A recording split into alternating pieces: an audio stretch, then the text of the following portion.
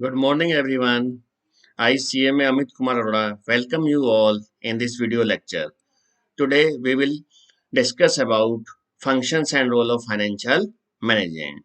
In the last video, we have discussed about the what is financial management and what are the financial decisions to be taken. Now, in this video, we will cover functions and the role of financial management. Here are the functions of financial management. First is determining the financial needs. That means कितने पैसे की जरूरत है हमारे को अपने business के लिए, taking current scenario in the mind and the future scenario also. तो what will be the need of finance, कितने पैसे की requirement है, तो उसका डिसीजन लेना, उसको डिटरमाइन करना, it is the work of financial management to be perform by financial manager. Then determining the sources of finance. हमने पता कर लिया कि हमें कितना पैसा चाहिए, कितने फंड की रिक्वायरमेंट है. Now from where we will take the funds. कौन कौन से सोर्स होंगे, कहाँ से हम पैसा ले सकते हैं. तो आप बताइए कौन कौन से सोर्स हो सकते हैं, आपको पता है. It can be yes equity share, it can be preference share, you can go for debenture, you can take loan from bank, or you can use your own retained earning, जो पैसा हमने बचा रखा है. that is also a source of finance. Okay, तो उसके बाद हमें डिटरमाइन करना है कि this is the requirement and these will be the source of finance where we will get the fund. जब हम source of finance डिसाइड करेंगे तो हमें बहुत ध्यान रखना है कि जब भी हम डिसाइड कर रहे हैं तो हमारा डेब्ट इक्विटी रेशो जो है ऑप्टिमम कॉम्बिनेशन टाइप होना चाहिए. बहुत ज़्यादा हमें डेब्ट पर रिलाई नहीं करना है, क्योंकि डेब्ट जितना इंक्रीज होता जाएगा रिस्क भी आपका उसके साथ साथ इंक्रीज मार्केट में होता रहेगा. दो ये अलग बात है कि डेब्ट is a cheaper source of finance and we get the benefit of that, लेकिन up to a limit. That we will discuss in our capital structure part. Okay, then what is the optimum capital structure. Optimum combination क्या होगा, जो अभी मैं discuss कर रहा था, कितना पोर्शन डेब्ट होगा, कितना पोर्शन इक्विटी होगा. Okay, own fund and loan fund, इसमें बैलेंस होना चाहिए.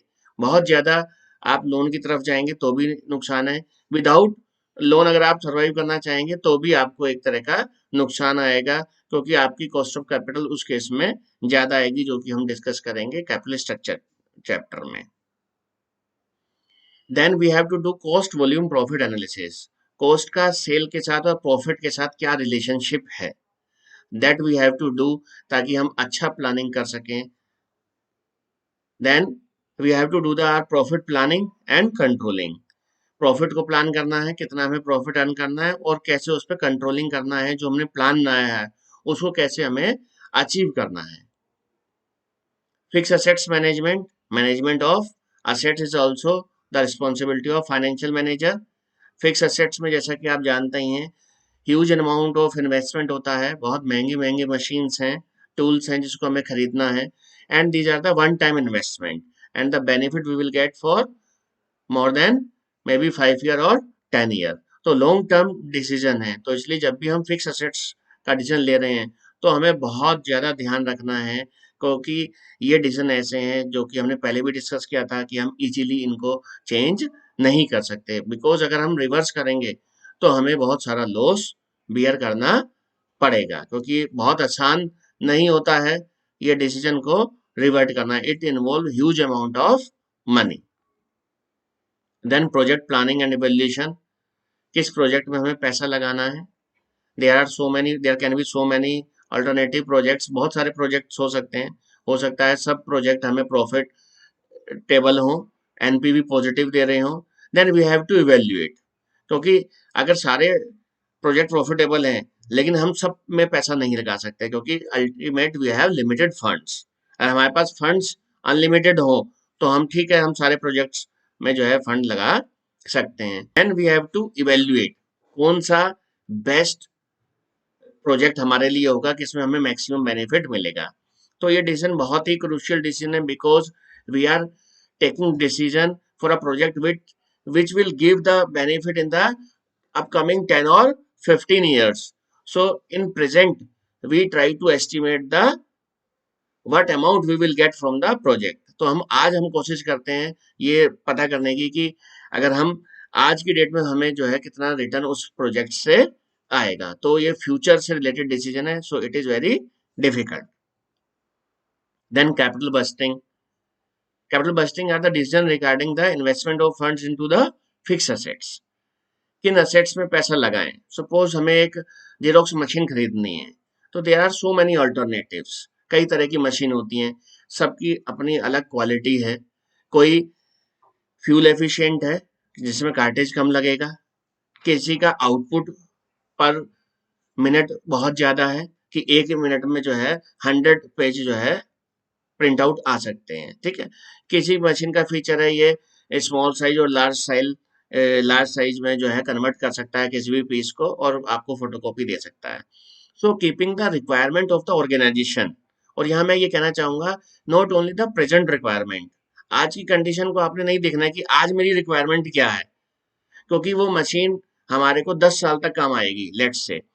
तो 10 साल तक हमें पहले एस्टिमेट करना है कि क्या हमारी रिक्वायरमेंट क्या हो सकती हैं, ताकि वो एक बार जब मैं मशीन खरीदूं तो मुझे उसे चेंज करना ना पड़े, क्योंकि अगेन अगर हमें चेंज करना पड़ेगा तो आपको लॉस बियर करना पड़ेगा। तो कैपिटल बस्टिंग डिसीजन जब हम ले रहे हैं तो हमें ना ओनली प्रेजेंट को ध्यान रखना है, हमें फ्यूचर को भी ध्यान रखना है और उसके अकॉर्डिंगली हमें अपने डिसीजन जो है वो लेने चाहिए।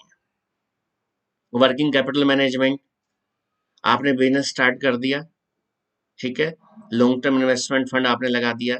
Now to survive the business, to run the business we need money. Daily transaction हो रही हैं, रेंट पे करना है, सैलरी पेड करना है और खर्चे करने हैं, तो उसके लिए पैसा कहाँ से आएगा।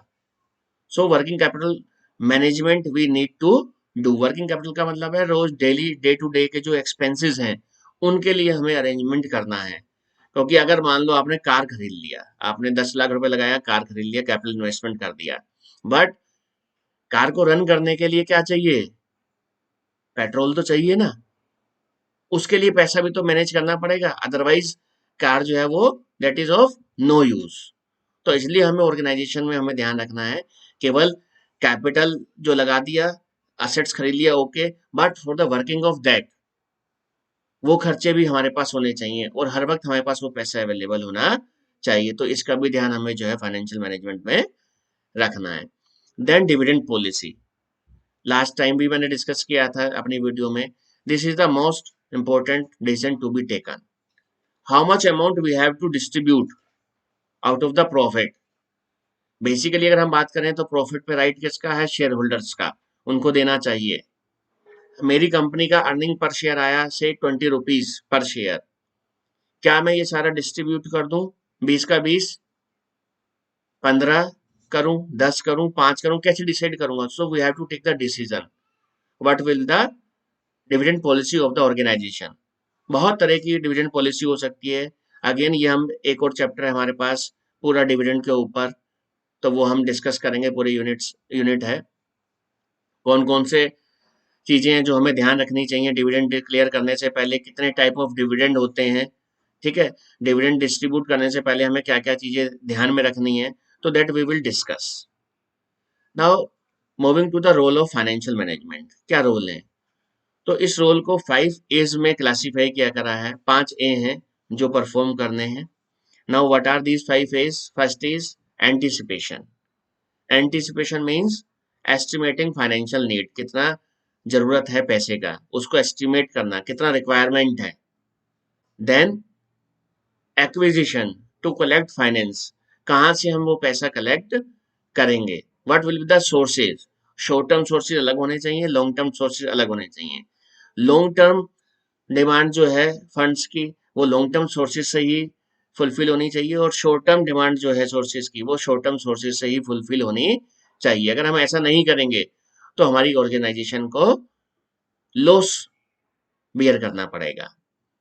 देन एलोकेशन, आपने एस्टिमेट नीड कर लिया, फंड्स अवेलेबिलिटी हो गया, now you have to allocate, use the collected finance for purchase of fix and current assets.